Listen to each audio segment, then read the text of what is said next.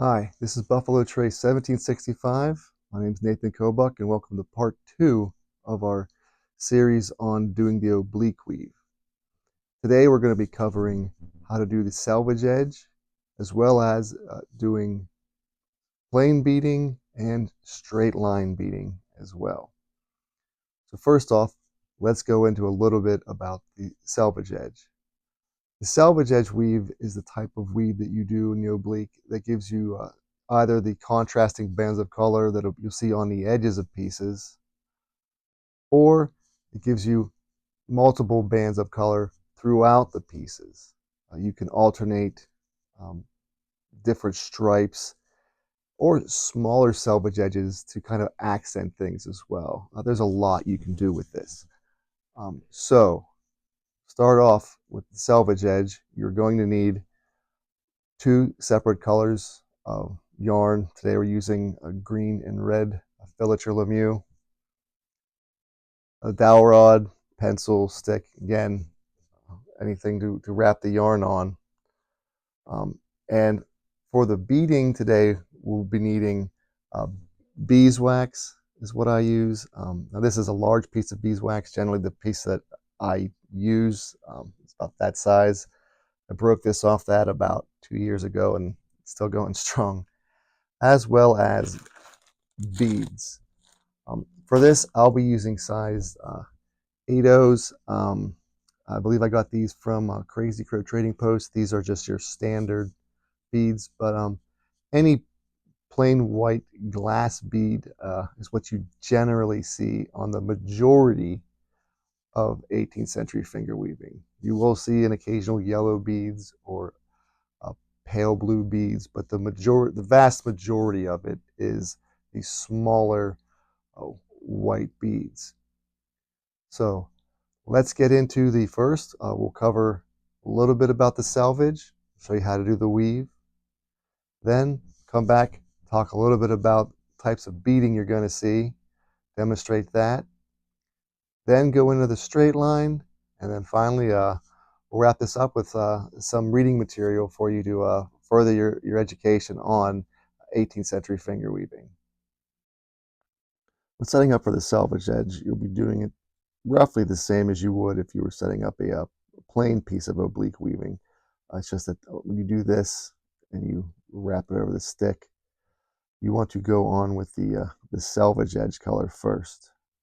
Um, I'm starting in the middle here. This is hopefully going to be a powder horn strap at some point. Um, so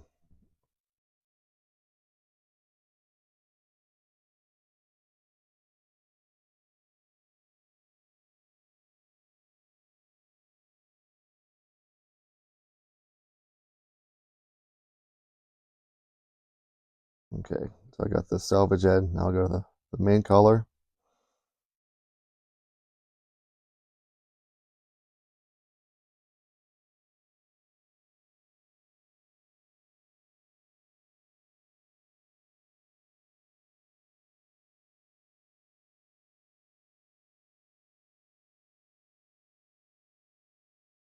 So what I'm going to be doing is I'm going to do a stripe in the center. That way I can show you how to do that as well while I'm setting this up. So I did 8 green, 8 red. I'll do 8 green again.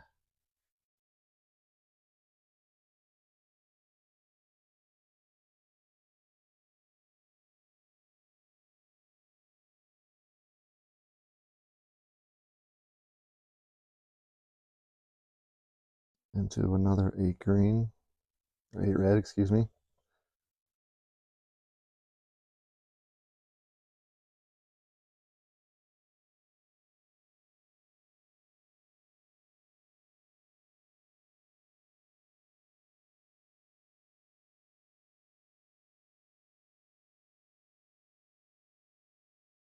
And then the last.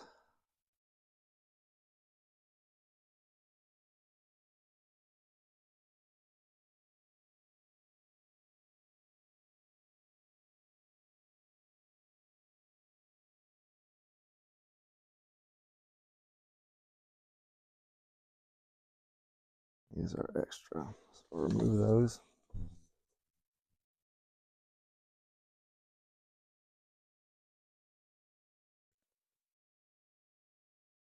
put those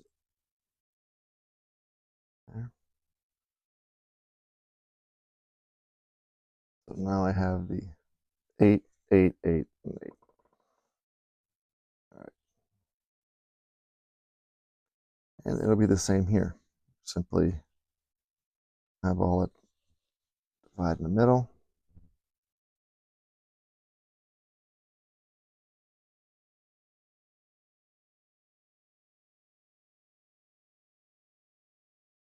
Your half granny knot.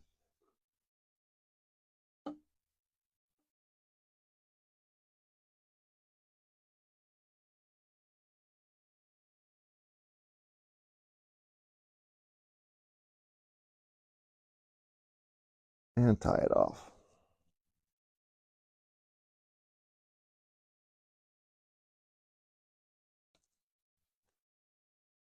Just adjust it to a spot where it's comfortable for you.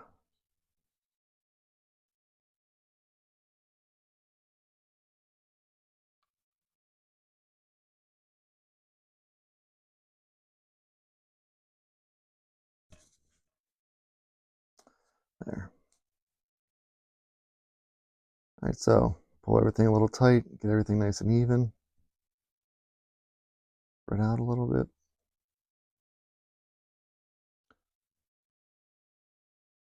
Didn't look as Christmas colors whenever I cut it out. All right.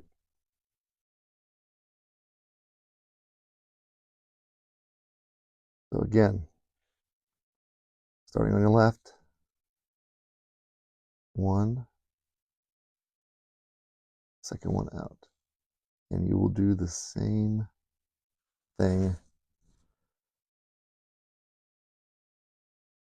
the entire way across, just like you would for a regular plain piece.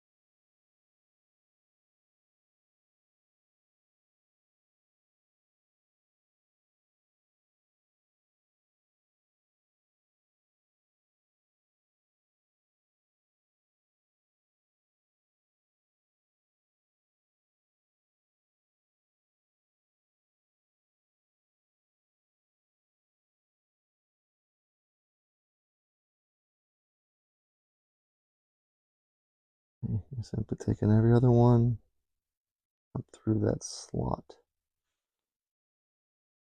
And then just pull them through, get them a little untangled. I prefer to work with the yarn as untangled as possible.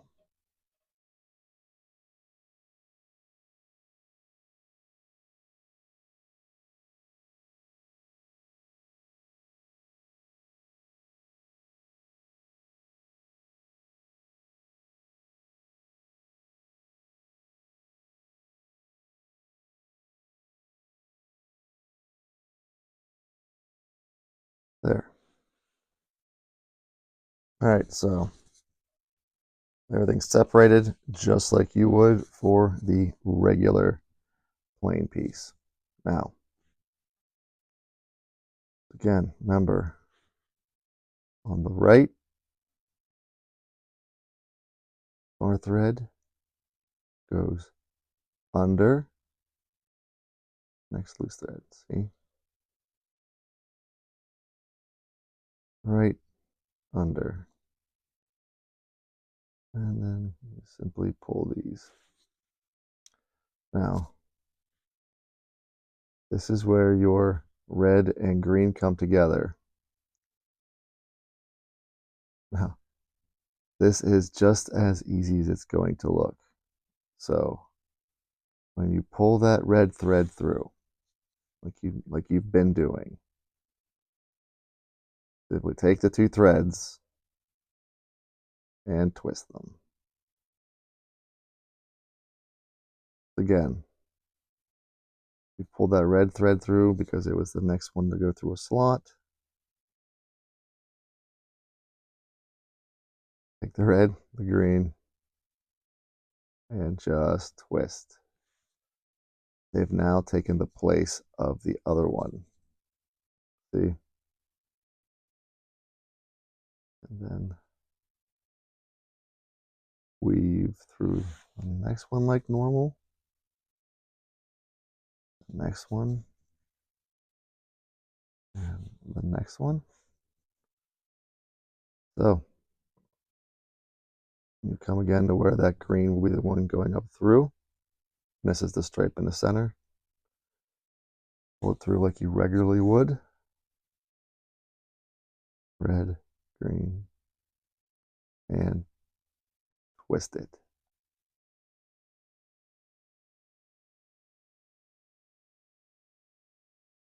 And then keep weaving like normal.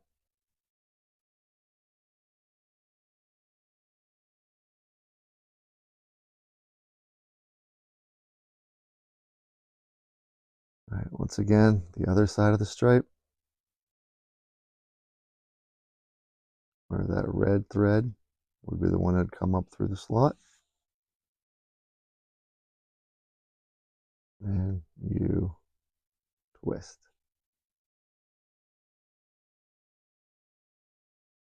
That easy.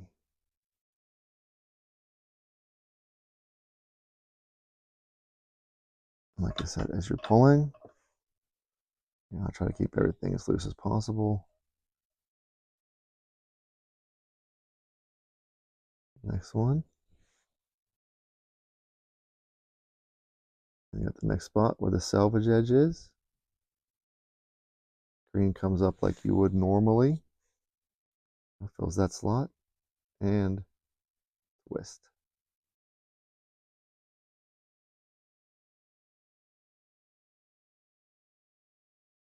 That's seriously all you have to do. And then just keep weaving as normal.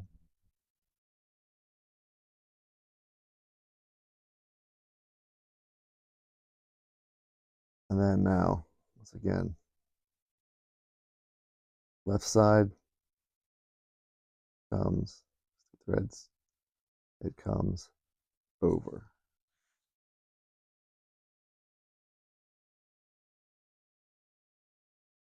Now for going back through, once again, you that next thread through the slot, next thread through the slot, thread through the slot.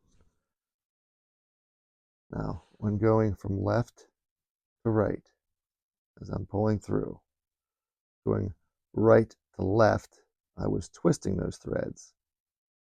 Left to right, you just pull them through like normal.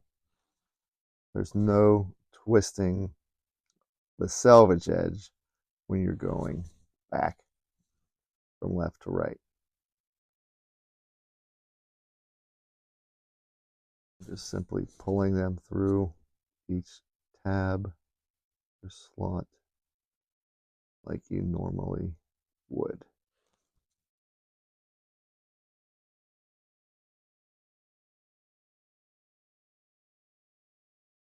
See? Just through, through.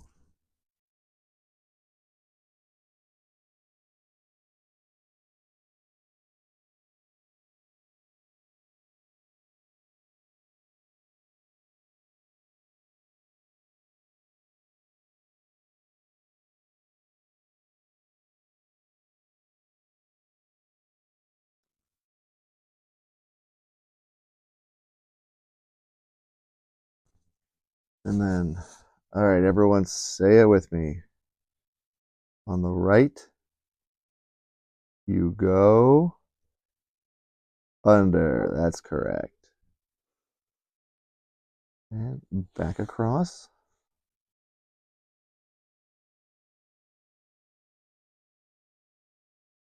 And here again, where the red comes up through the slot.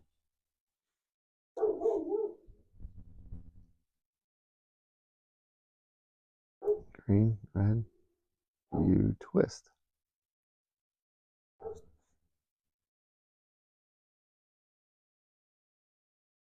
And then just keep weaving like normal. Now this twist method will come up again in the beading, and it's just there. Green coming through.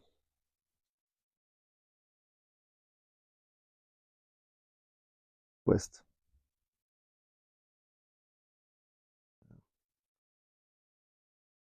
I generally take the one that's on top, the green that pulled through, and just bring it back over.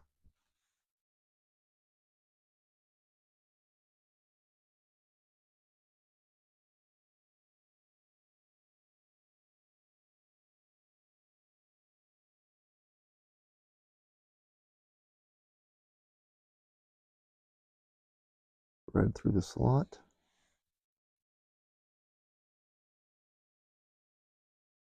Twist. Now, if you did not have the stripe in the center, you would just continually weave the same way you did the whole way across, and you only do the twist here. I hope that's clear. I put this here so you can see how to put a stripe in the center of a piece. And just keep going.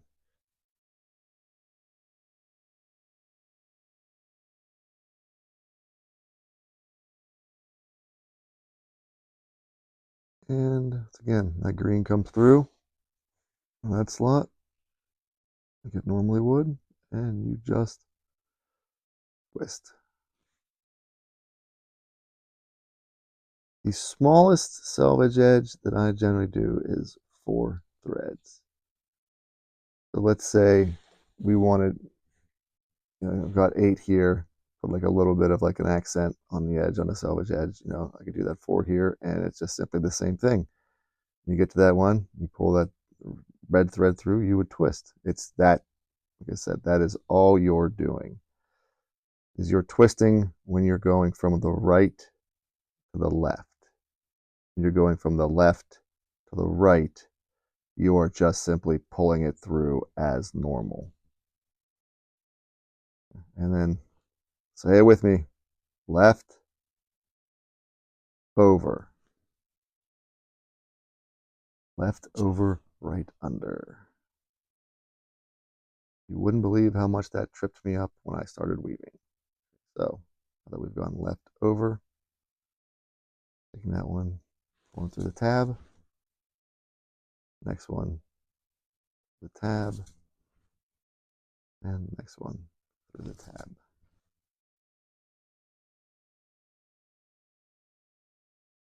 And just go back across.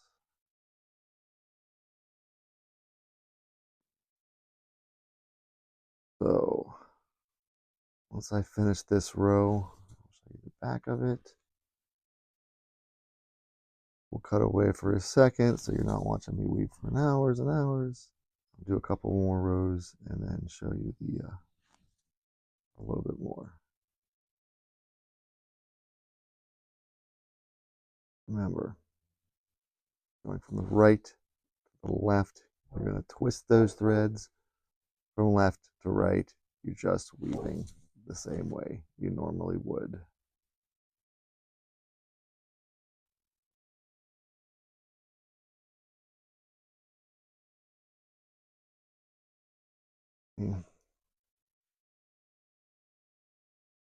Locked in.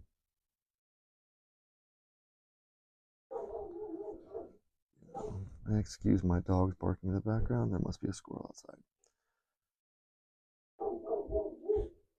But it's that easy, you know.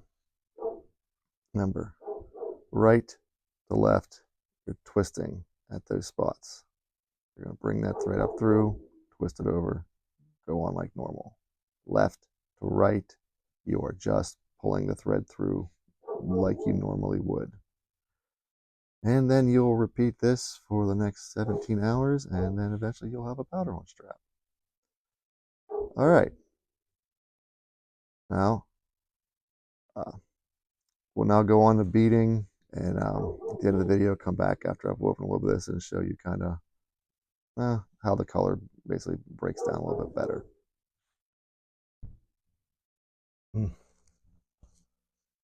All right, so now you're obviously a complete expert on doing the selvage edge. So let's talk a little bit about how we're going to bead the projects. When you're beading, generally the 18th century examples have what I refer to as a carrier thread. This is a thread that is used to weave the beads throughout the process.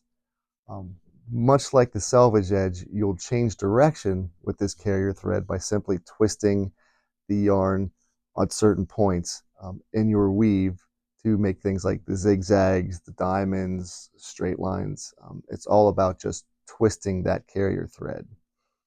Now, the carrier thread can be a thread that matches the example that you're weaving, but on originals, I've also seen it be separate colors, such as the selvage edge color or a piece of linen thread. But this is simply, rather than sewn through the piece, it is woven in as you go along. It's actually acting like another one of the threads.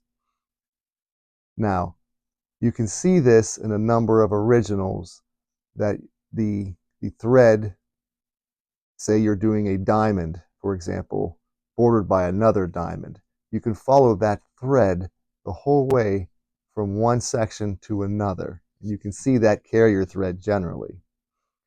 This is very evident on a lot of originals that have straight lines. You can see where that thread has been twisted through to keep the straight line, even when there aren't beads there to make to make breaks in the pattern, such as when you're doing a thunderbolt or something similar to that. Now, if you're going to really get into beading, one tip that I recommend for you is to start using diamond graft paper.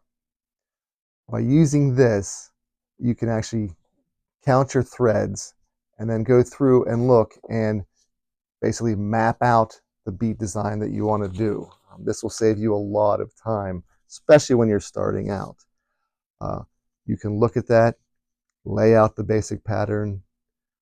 What I will do is I will cut and tape sheets together to give myself the exact number of threads in a piece. Then I can simply lay out those patterns and look at that ahead. And that's what I'm keeping on that clipboard notebook that I have on my weaving stand, that I can check back on that. Now, eventually, you'll be able to get out of that, and you can just kind of eyeball it and kind of know where to go without really having to use that. But I recommend this when you're starting out. This will help save a lot of mistakes. I'd also like to point out that when you're looking at originals, don't get so caught up in the symmetry and the perfection that we tend to do as, well, frankly, Western Europeans. Our brains are so locked into symmetry that we often don't realize when you're looking at 18th century native art that their mindset wasn't the same as ours. A lot of times when you're looking at the originals, you'll see that it's going for more of the idea of the pattern. You're going to have diamonds, straight lines, things that are slightly off here and there. A lot of these imperfections I simply put down to someone was having a conversation while they were finger weaving and lost count. But also, it can just simply be you're going for the overall look of the pattern, not the exact pattern yourself. Don't be hard on yourself. Give yourself some leeway to make mistakes, especially when you're starting off beading. It's not going to be perfect. Honestly, especially when you're starting off any type of weaving, it's not going to be perfect. So give yourself some wiggle room. You know, don't be too hard on yourself. Let yourself experiment and have fun with it. So let's go into a little bit of the how to weave the beads in, and we'll go to the straight lines, which is something I've been asked quite a bit about, and then we'll go to some reading material.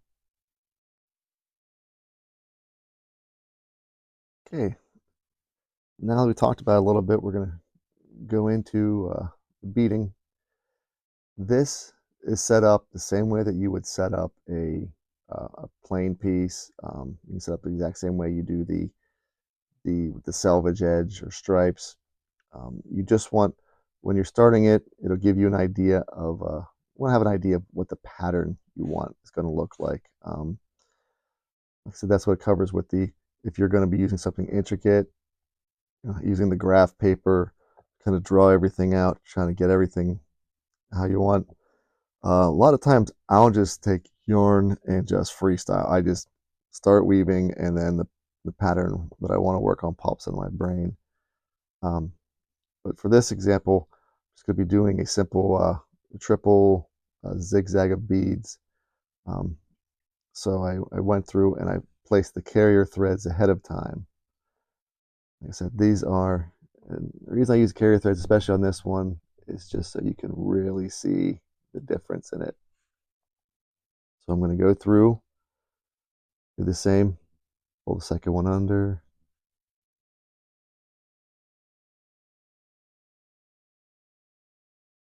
just work your way back across like you did before.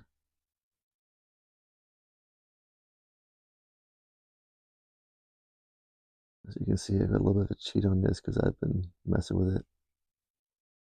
Each one comes through that slot.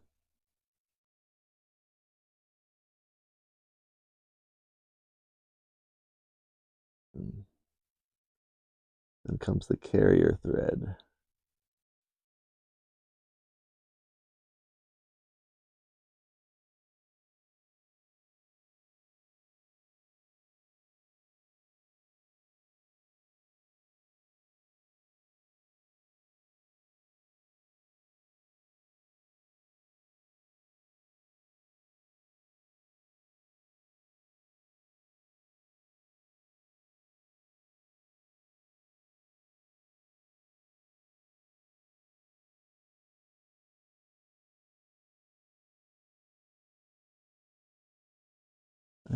So everything's nice separated. Left hand stuff, the right hand stuff. All the stripes are going from right to left. Now remember, whenever you're uh, laying out your ideas or things like that, that you know, all of your even threads, the even one numbers that you pulled through, will be here on top on your left, done the same way. Odd ones are over here. So that kind of gives you an idea of where to go from whenever you're laying things out on your pattern. So, and simply, it is just weaving exactly the same.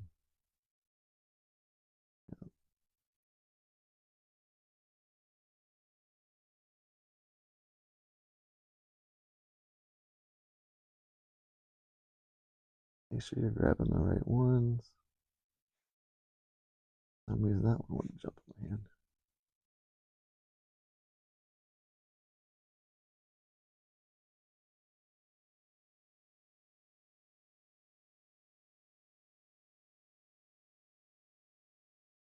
Oh my goodness.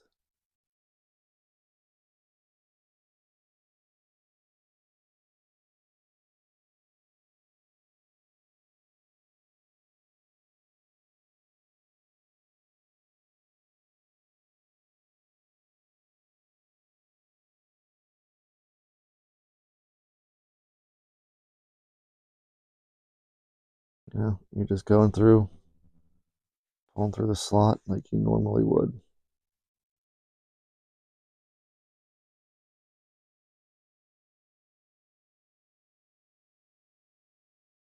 All right, left, over, and just back through like normal. Now I'm going to go a little fast on this to get to the beading part, just because, like I said, for going, using these carrier threads for right now, they're just doing the exact same thing every other thread is doing.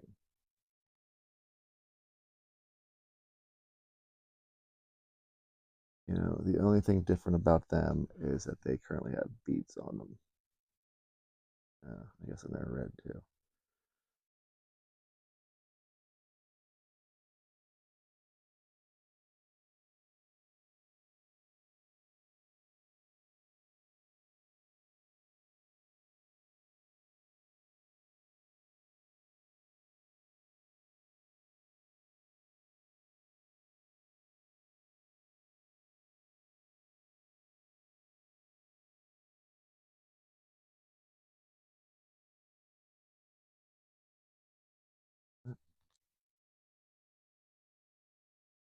They're just working that way, right? Mhm.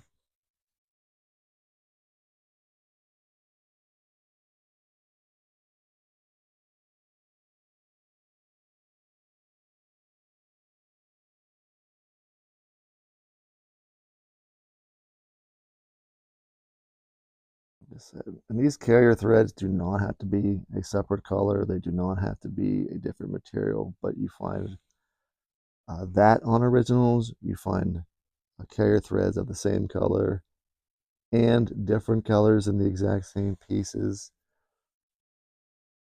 Many times the carrier thread is the same color I found as the selvage edge, or you'll have one of the carrier threads the same color as the selvage edge, the other ones are all the same color as the body.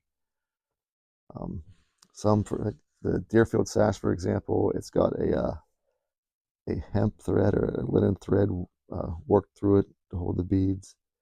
And you're simply just using those threads the exact same way you are your yarn thread.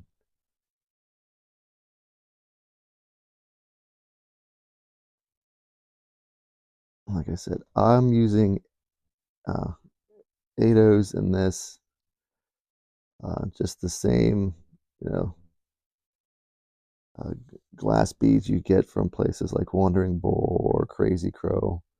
Um, Modern beads tend to be more uniform than the originals, but it's what we have to work with most of the time, unless you can get your hands on a whole bunch of nice chalk beads. You see a lot of irregularities in the bead size on originals. Um, like I said, what we have now, and if you're starting out, just get some glass potatoes and or like I said, if you wanted anything else, any other type of bead, if you're doing this for regalia or just artwork, um,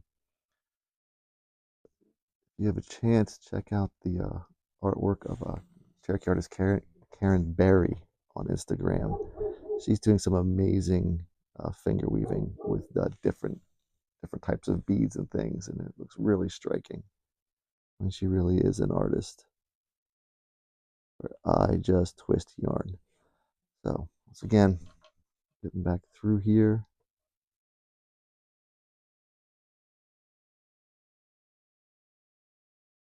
you can see where those threads are just popping through.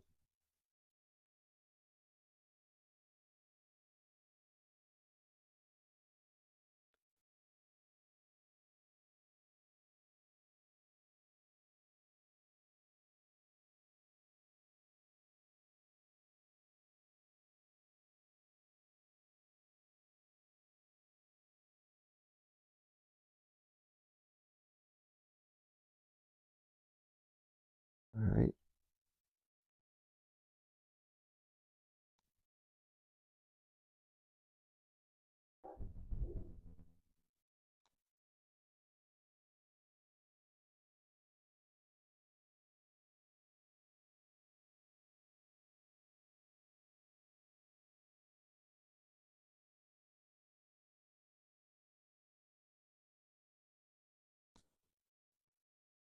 All right. So what I will do is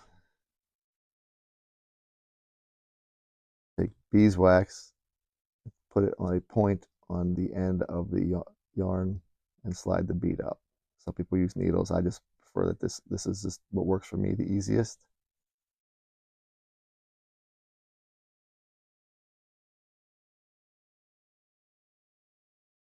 So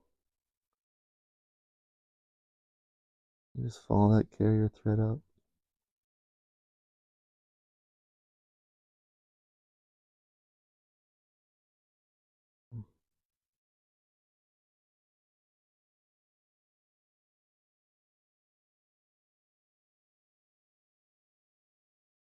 And make sure you're counting up the exact number, the same number each time.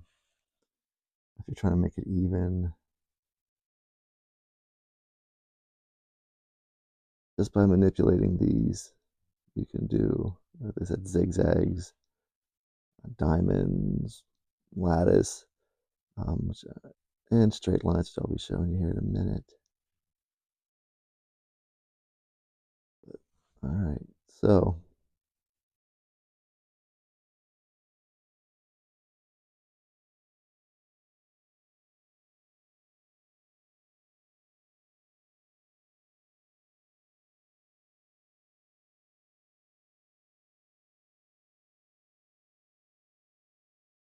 And just slide them up there with your thumb, like that, getting them into place. So, got 3 rows of 3 right there. So, just for the sake of it, just to keep the video short, let's make them change direction now, right? So they're going from the top to my left. Let's make them start heading to the right. So,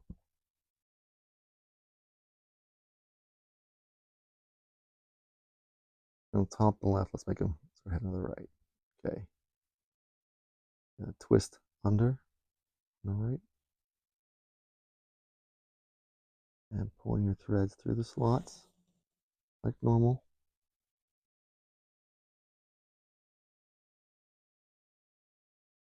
Now, there's different ways to change direction or different ways to twist, but this is the basic. Okay, so put those 3 beads down, bottom bead, where I would be pulling this one up through. I'm simply going to twist the carrier thread and the white thread. See that? Just twist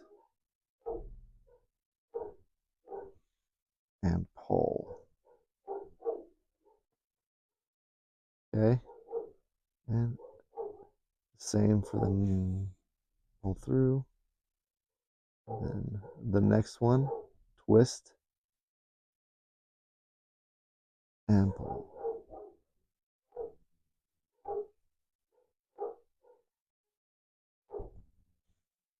So you got that one in between for a spacer. And you see you still have it here. And the next one, twist and pull that through. So now, as I'm weaving, the carrier threads and the zigzag will start to head from the left to the right.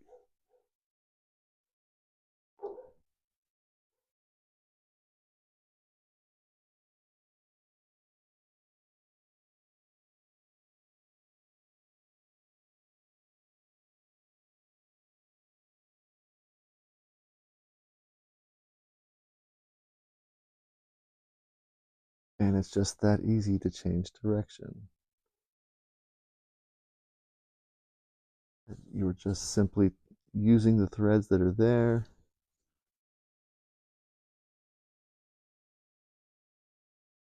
using the change angles.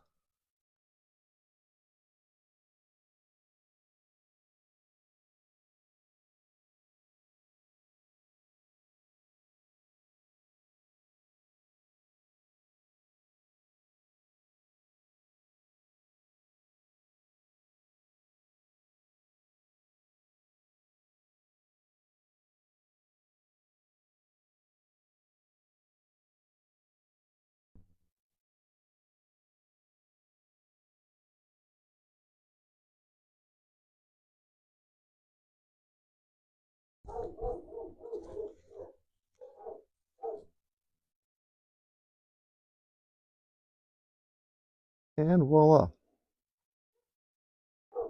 So now the beads will start going in this direction.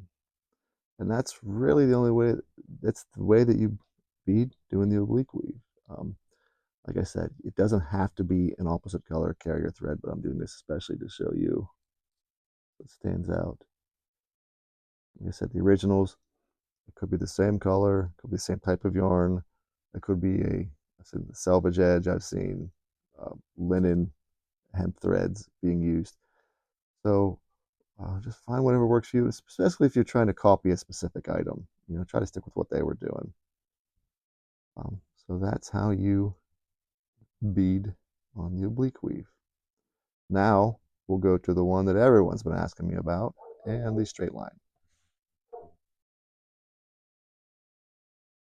Okay, now this is how you do a straight line using a carrier thread in the oblique weave. I got to thank Alec Foreman and Eric Campbell for walking me through this some time ago. This was quite a challenge for us to do. It really does improve the overall look of your weaving, in my opinion. And it's very common on the originals. So I've already separated the threads. All right, so we have to watch that section again. So top here, bottom going to the right, top going to the left. Now you notice my carrier threads. I've got them all going to my left, and you will see why here. So you're just going to start like normal. Remember, right, under,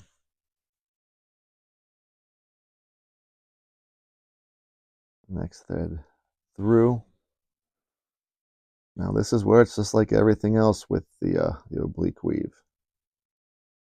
So where you have your slot here, your carrier thread there, and then normally you would take normally you would take this thread through here and you're done. Well, with this, you're going to take your carrier thread and the thread in front of the slot and twist them. Okay, just a little bit, just carrier, front, twist. And so you're going to bring the next thread that would have went through that slot up through those two.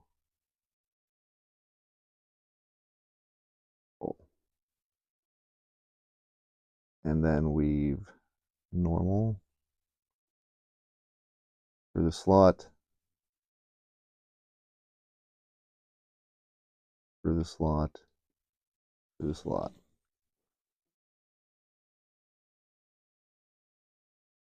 Okay. Slot. Now, you're at that next spot where carrier thread, the thread in front of the slot, and here's the one that would normally go through here. Take your carrier thread, twist it over the front thread, bring your next thread up through there.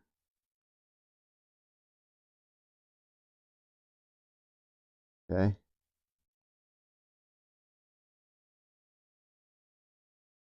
Weave.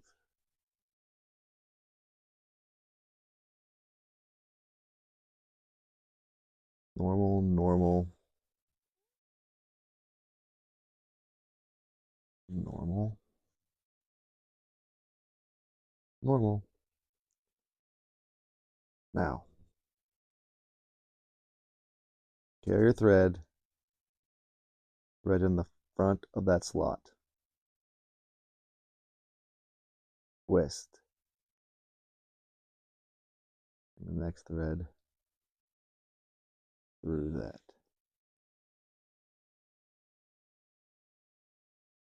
You're basically forcing your carrier thread forward and down through. See that? It's kind of like doing like a little bit of a slant. Okay. Next one, normal. On the end. Left, over. Now when going from left to right, you're simply just going to weave like you normally would.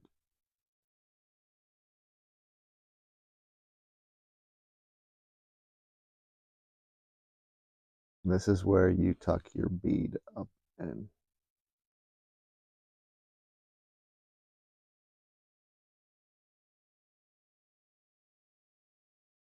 Normal. Going left to right, you're just pulling them through each slot like you normally would.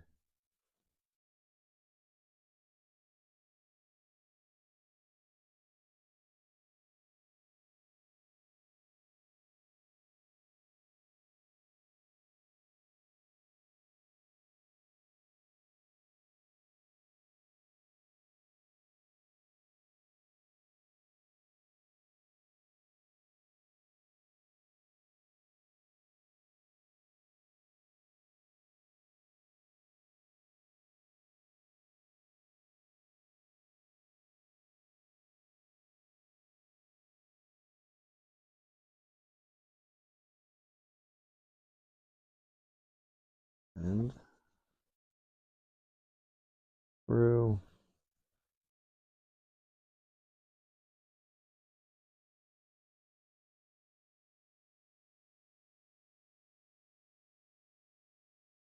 And right over,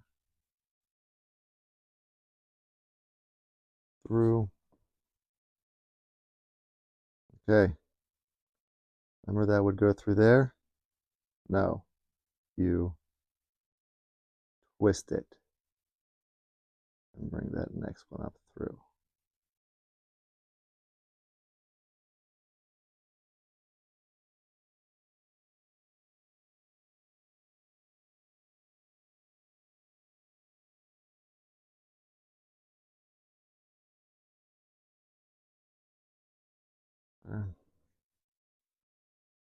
Carrier, front of slot,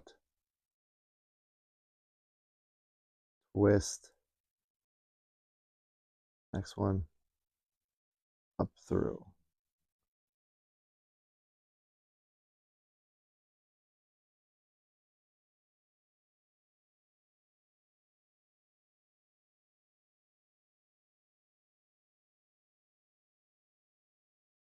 You're weaving like normal.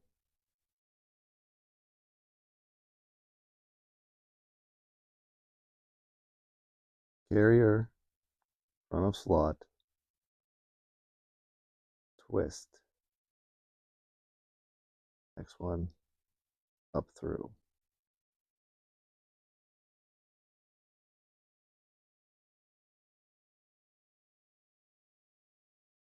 Bring left over top.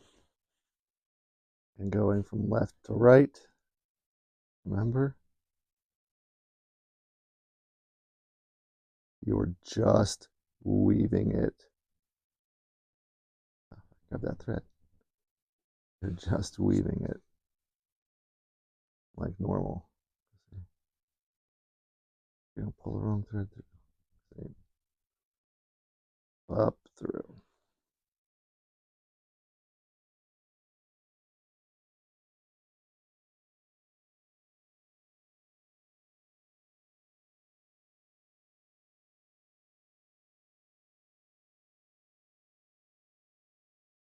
Normal, normal, normal.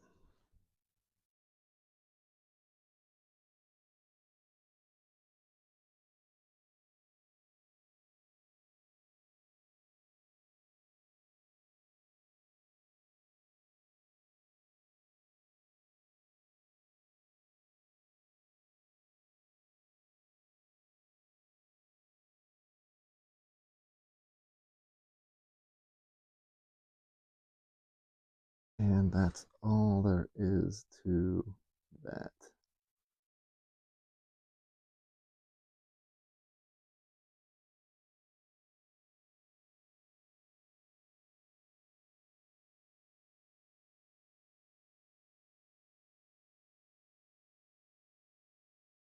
Now, if you look at originals, the one I use is a Lynn French collection. You can see it's black with a little bit of yellow thread through there, and you can follow that. And that's what you're doing to keep this straight, just the straight lines, and you'll continue to do that. If you're doing something like, say, the what they call the Thunderbolt design, which stops and starts, you'll just keep going straight with that, and you'll, not put beads on, and then it just blends right in. But yeah, but that's what you're doing. One last time across.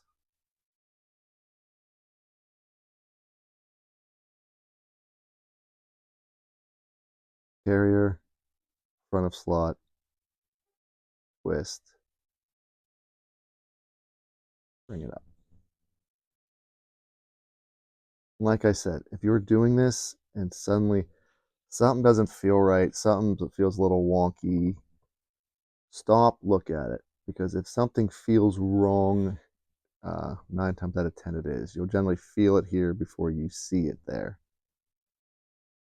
Front, carrier, twist.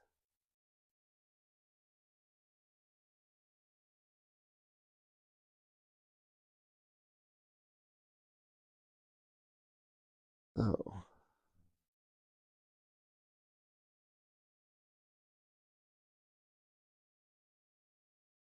now that you know this, by the time I do my next video, I'm expecting everyone to put pictures of their brand new sashes in the comments, and then we can see what we've all done. Oh, front, carrier, twist, and pull.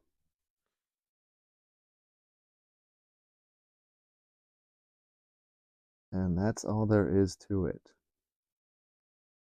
I say that as you probably throw your piece of weaving across the room, screaming at me.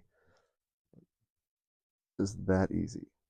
The other way to do a straight line, um, which I'm not even going to demonstrate, would simply be to wax a thread, slide the bead on, come down one, wax a thread, slide the bead on. You see that in a few examples. Specifically, there's one in Museum of Aberdeen that's believed to be southeastern, and you can tell these, which I'll show a picture of. For these, the beads are going straight up and down. If they've been slid on individually, they're generally canted to the side. You know, they're following that thread. So if you're looking at original pieces, look at the way the beads go. If they're going up and down, just straight up and down, they're woven on like this. If they're canted to the side slightly, that means they were slid on individually, at least for the straight lines. There. And whenever you want to walk away, simply do the twist and go. So I hope today's lesson helped you get a little further along in your journey on finger weaving. The selvage edge beads, they can add a lot to any finger woven piece, especially if you're trying to recreate things like sashes, garters, bags, and a lot of other items from the 18th century, or items for your regalia that you would like to have but currently don't. To go along with this information, I'd also like to recommend a couple books on finger weaving, and these are no particular order.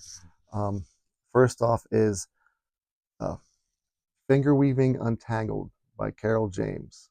Carol's an expert finger weaver. The items that she's done using the flame chevron sashes, they're amazing. They are total works of art, and she is one of the best. A Manual of Finger Weaving by Robert Austin. Um, this book gives you some good insight into doing some of the chevrons and things. You'll find most of these books, while they do cover the oblique weave, they're not specifically devoted to the oblique weave. They go more into the chevrons, the flame sashes, things like that. But they're all great books on weaving and give you different types of tips. The classic Book of Buckskinning 6. This has Tom Conan's original article for me on finger weaving, which a lot of folks used as the jumping off point. Great article, still something that I'll go back to now and then, especially for the photographs. I can find a lot of these items now currently online, but I still go back to the book to look at them and still get inspiration from the article. And Finger Weaving Basics by Gerald Findley. Again, a lot of information on chevron flames and things, but it gives you a good basis, especially if you're looking to jump from oblique weave or doing other things, and just general weaving information as well. All of these books are great resources. Like I said, I'm not a book learner on a lot of these techniques. A lot of it is what I had to see myself, but I've been able to pick up tips, tricks, and different ideas from all of these books to help me along with finger weaving. For example, I've been working on a number of chevron pieces, and I used the combination of all of these to kind of give myself the idea on how to do the weave, as well as a number of YouTube videos. So next, the final video on finger weaving is going to be on just some tips, tricks that I do, and one problem that you'll get is repairing broken threads when you're weaving. It sounds stupid, but if you have a cat in your house or even small children, this is something that will end up happening to you eventually. After that, I'll do a video just on woven objects in the 18th century for reenactors, kind of give you a how-to on or what to look for whenever you're getting items for your kit.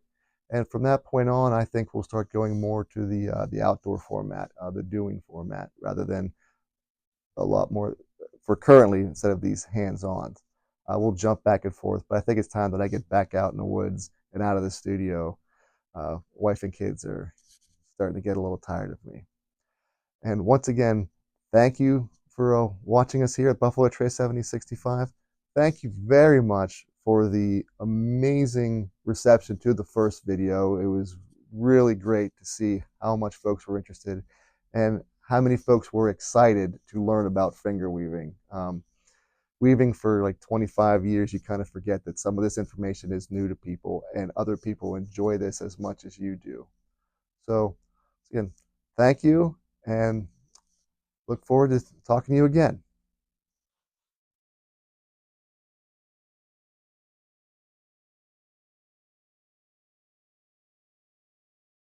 Hey, Nick and Squirrel, what do you guys think?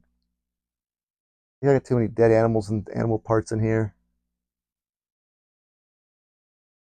I think it kind of makes you look like a serial killer. That's not healthy.